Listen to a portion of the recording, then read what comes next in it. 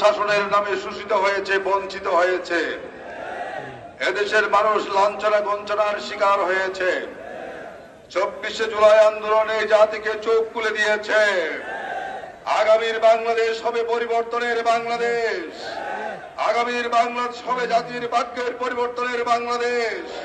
আগামীর বাংলাদেশ হবে জাতির মুক্তির বাংলাদেশ। এদেশের মানুষ আর পিছনের দিকে ফিরে তাকাতে চায় না, সামনের দিকে এগিয়ে নিয়ে যেতে চাই। বাংলাদেশকে তলাবিহীন টুডির নিয়ে আর কেউ আখ্যায়িত করতে চায় না। আগামীর বাংলাদেশ আর দুর্নীতির চ্যাম্পিয়ন হতে চায় না। আগামীর বাংলাদেশ আর কোন সন্ত্রাস, ছাদাবাজ, মাস্তানের স্থান হবে না। আগামীর বাংলাদেশ হবে শান্তি, সমৃদ্ধির, কল্যাণের বাংলাদেশ। সংগ্রামী ভাই বন্ধুগণ, যে রামু কৃষি বিশ্ববিদ্যালয় মাঠে আজকের এই জনসভা আমাদের কক্সবাজারের সবচেয়ে পুরাতন এই রম্য রমণী হচ্ছে আমাদের রামু। এই রামু সংস্কৃতির দিক দিয়ে ছিল সেরা। এই রামু ক্রীড়াঙ্গনে ছিল উজ্জ্বল। এই রামুর মানুষ ছিল সাম্প্রদায়িক সম্প্রীতির বন্ধনে চির আবদ্ধ।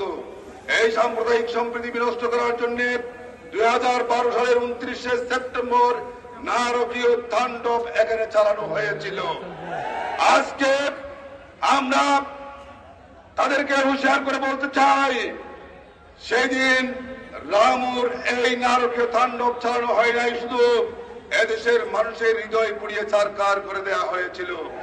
আমাদের হাজার বছরের ঐতিহ্য সাম্প্রদায়িক সম্প্রীতি বিনষ্ট করার চেষ্টা করা হয়েছিল। সেদিনকার যিনি এমপি ছিলেন তিনি এখানে ছিলেন। খোদার কসম করে বলছি, সেদিন যদি আমি এমপি থাকতাম আর আমি যদি এখানে থাকতাম, আমার লাশের উপর দিয়ে এই আঙ্গুল চালানো হতো। আমি জীবিত থাকতে কখনো এটি হতে দিতাম না। আমরা এই জাতি, আমরা হিন্দু, মুসলিম, বুদ্ধ, খ্রিস্টান সকলের ধর্মীয় বিশ্বাসে বিশ্বাস করি। সকল মানুষের গণতান্ত্রিক অধিকার বিশ্বাস করি। সকল মানুষের নাগরিক অধিকার বিশ্বাস করি। আমরা বিশ্বাস করি আগামী দিনে এমন একটি বাংলাদেশ গড়ে তুলব, হিন্দু, মুসলিম, বুদ্ধ, খ্রিস্টান সকল জাতি, ধর্ম, বর্ণ নির্বিশেষে আমরা সকলে মিলে একটি সুন্দর বাংলাদেশ রচনা করতে চাই। সম্মানিত ভাই বন্ধুগণ, আজকে আমরা বিভিন্নভাবে অবহেলিত আমরা রামুর এই পুরাতন ঐতিহ্যগুলোকে কক্সবাজার শুধু নয়, বাংলাদেশের জন্য দৃষ্টিনন্দন আকর্ষণীয় পর্যটন শিল্প হিসেবে আমরা গড়ে তুলতে পারতাম। যদিও এগুলোতে অনেক দর্শনার্থীরা আসে। আগামী দিনে আমরা এই রামুকে পর্যটন আকৃষ্ট করার মতো একটি নান্দনিক শহরে পরিণত করবে ইনশাল্লাহ। সেই সাথে আমরা চেষ্টা করব রামুতে যাতে পৌরসভা করা যায়, সেজন্য আমরা চেষ্টা করব। আমরা চেষ্টা করব মনিঝিল মানুষের যাতায়াতের যে সমস্যা, মনিঝিল সেই ব্রিজটি আমরা নির্মাণ করার জন্য আমরা চেষ্টা করব।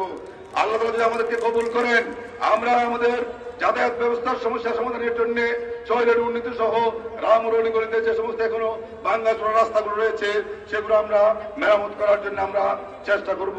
সর্বোপরি আজকে যেহেতু আমাদের গণমিছিল এখানে হবে, আরো একটি গণমিছিল রয়েছে।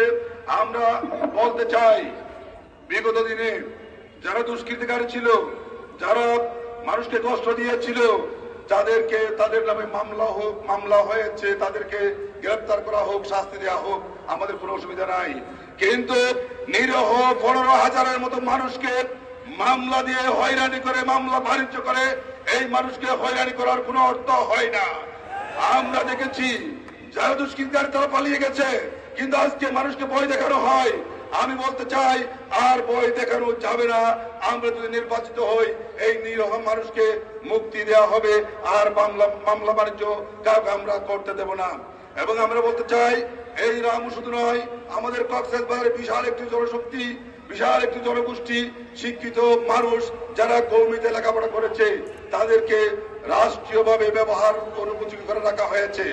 আমরা যদি নির্বাচিত হতে পারি, এই কওমি মাদ্রাসায় যারা শিক্ষিত তাদের জন্য যথাযোগ্য মর্যাদা সহ রাষ্ট্রীয় সরকারি চাকরি থেকে শুরু করে সর্বাবস্থায় তাদের জন্য ব্যবস্থা করা হবে।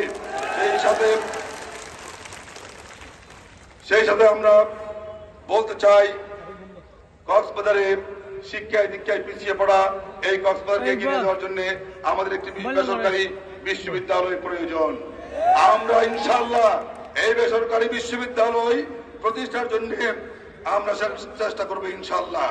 আল্লাহ তাআলা যদি আমাদেরকে কবুল করেন, আমরা দলকানা আমরা নেতা হব না।